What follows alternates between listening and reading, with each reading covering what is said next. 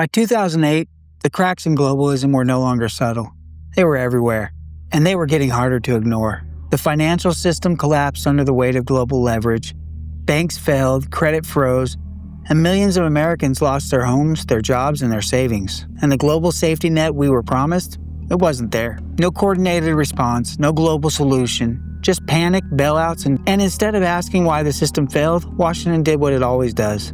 They acted like nothing happened. The truth is, globalism depends on smooth seas, stable governments, reliable shipping, cheap energy. But the moment something goes wrong, the entire machine locks up. Shipping stalled, demand collapsed, and suddenly Americans realized we don't make anything anymore. We couldn't produce masks, we couldn't make microchips, we couldn't even manufacture our own medicine, because nearly all of it came from China and India. That wasn't just a supply chain issue.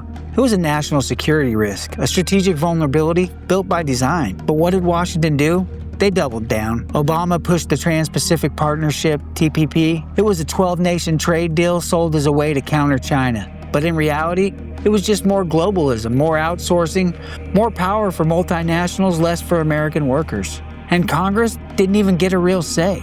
It was fast-tracked behind closed doors. The elites kept selling free trade like it was a religion.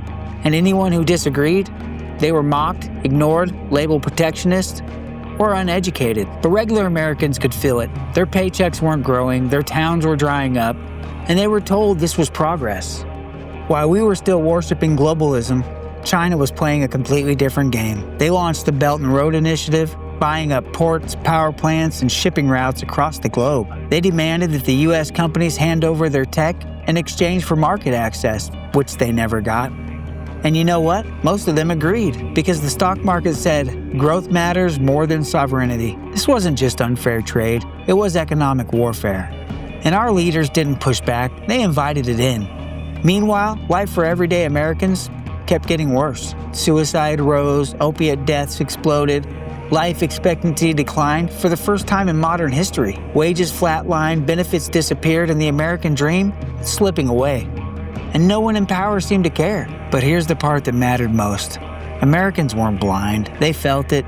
They knew something was broken. They just didn't have a voice. Not yet. By 2015, the system was cracking wide open. The UK voted for Brexit. Nationalist movements surged in Europe.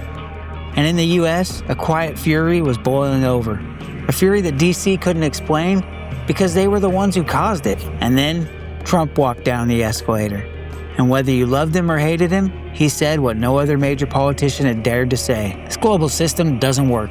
It never worked, and it's time to tear it down. But Trump didn't stop at speeches. He took action.